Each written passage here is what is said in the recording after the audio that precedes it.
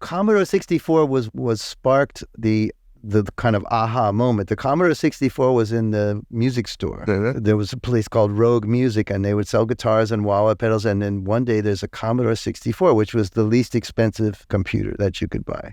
And I remember feeling like, man, I better figure out what's going on here. I'm going to be left in the dust, right? Because the computers are going to take over and I won't know what to do.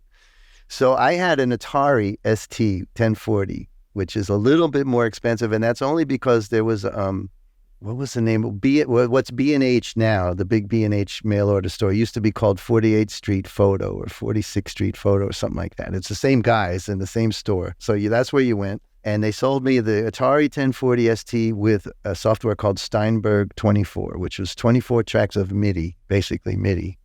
And so you didn't connect a board to it. You connected your drum machines, and you had it had MIDI into the.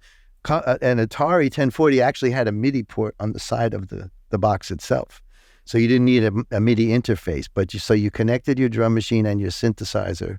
And then you recorded these parts, and the Atari would play back the drum part and the keyboard parts. And then I would record those sounds to my Fostex 8-track that I had, which was a quarter-inch 8-track with Dolby C noise reduction. So, you put the drums on track 1, you put the bass on track 2, you put the piano on 3, and the synth on 4, and now you have 4 more tracks for singers.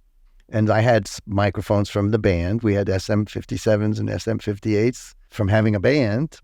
So I set it up and, ran it into I had a little console for that and to play back the 8 tracks. The console was about getting in and into the 8-track tape and back out into your speakers and trying to balance things. And those early days of balancing were really a struggle. But I could balance a little bit from being the PA guy in the band. I used to walk out in front of the band on my long cable while we were playing and say, okay, this part sounds good, but this other thing doesn't sound so good. And why? Okay, maybe the vocal needs a little more treble, or maybe, the kick drum is too loud, or whatever it might be.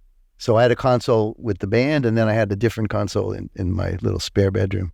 It really amazes me that you seeing the evolution of technology from that MIDI setup on the Atari to Pro Tools setup you're using now. Yeah, if you think about all those great records from the 50s and 60s and 70s and 80s, you're really trying to just get the music out. And the technology is the gateway. So wherever we are in the moment, like right now we're about to be in AI and ChatGPT songwriting. Mm-hmm. But back in the 60s, the Beatles were on 4-track, and before that Elvis was on mono or 2-track. And they put the band around, and if somebody was too loud, they made him move back. And before that, in the 30s, everybody was singing into the horn, which was scratching the wax disc. And the singer was in the front, and the tuba was in the back.